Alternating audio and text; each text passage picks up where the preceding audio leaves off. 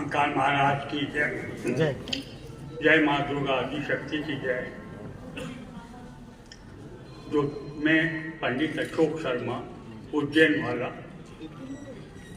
ज्योतिष शास्त्र की 23 साल से सेवा कर रहा हूँ और आज भी मेरी उस संबंध में पढ़ाई चालू है। यूट्यूब पे मेरे लेक्चर पंडित अशोक शर्मा उज्जैन वाला के नाम से आते हैं। अभी तक 85 लेक्चर प्रसारित हो चुके हैं।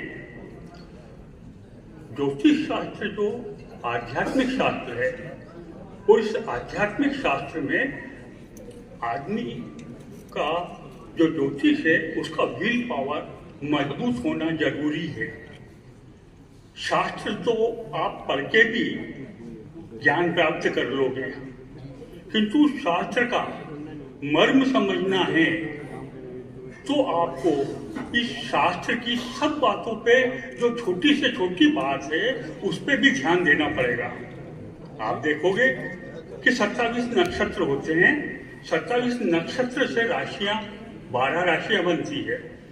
28वां नक्षत्र अभिजीत नक्षत्र जो मुहूर्त के लिए उपयोग में लिया जाता है। राशियां 27 नक्षत्र से ही बनती है।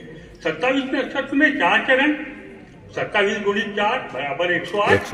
108 ब्रह्मांड का बीज मंत्र, 108 ब्रह्मांड का बीज मंत्र है और वही ज्योतिष शास्त्र का बीज मंत्र है।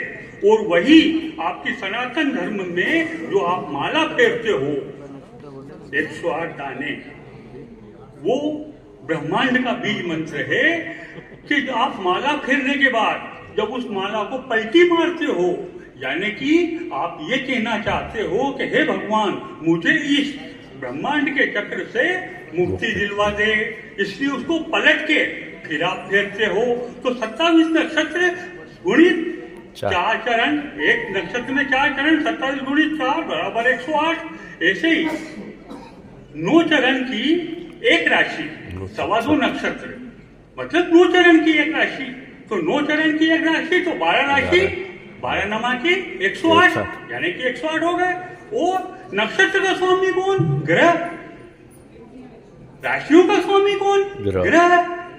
यार वो ग्रह तो स्वयं ग्रह है ही सही। यानी कि कहने का मतलब ये है कि सारी की सारी बातों को देखा जाए तो सारी की सारी बातें ग्रहों को ऊपर केंद्रित है। यानी कि सारी ग्रहों की महिमा है। यानी कि ग्रह ही ज्योतिष शास्त्र के बारे में, पूरा ज्योतिष शास्त्र केवल ग्रह है। और उस ग्रह के लिए देवताओं के गुरु बृहस्पति जी ने बृहस्पति संहिता में क्या कहा? श्लोक नंबर 6, 7 और 9।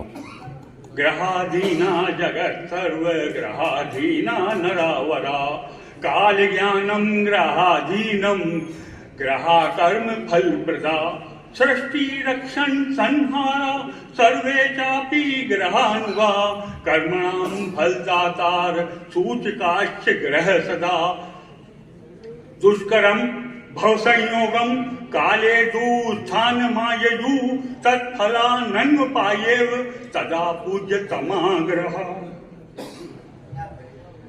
हम जो भी कर्म करेंगे, सारा जगत जिसमें सारे नर नारी जीव जंतु जड़ चेतन सब जो है इस ग्रह के अधीन आते हैं। और जो भी हम कर्म करते हैं उसकी सूचना हमको ग्रह देते हैं और जो हमको फल मिलते हैं उसकी सूचना हमको ग्रह देते हैं। और इन ग्रह की आराधना करने पे ही शुभाशुभ फल जो हमको प्राप्त होते हैं। तो जब अशुभ फल प्राप्त होते हैं, मतलब दुख का समय जो रहता है तब भी हमको ग्रह हमको सूचना बता देते हैं, और सुख का समय होता है तब भी ग्रह हमको सूचना देते हैं।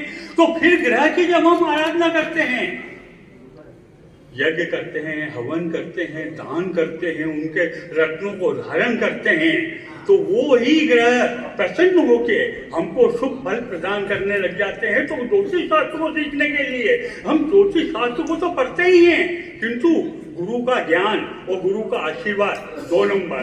और तीसरे नंबर पे आता है देव आराधना। यदि आप देव आराधना नहीं करते हो तो केवल आपको किताबी ज्ञान रहेगा। देव आराधना करने के बाद ही आपको ज्योतिष शास्त्र में सिद्धि आएगी, और वो सिद्धि आएगी वाक सिद्धि।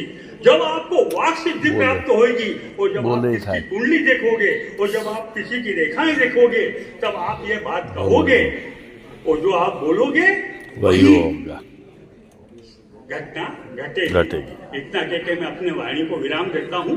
जय सियाराम, जय महाराज। बस होगा। बहुत बहुत धन्यवाद शर्मा जी।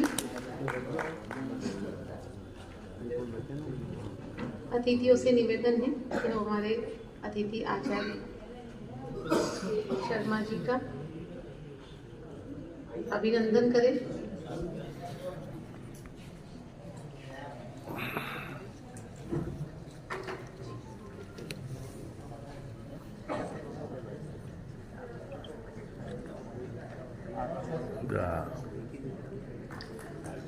तालियां, ऐसा लगता है कि कोई का सम्मान हो रहा है।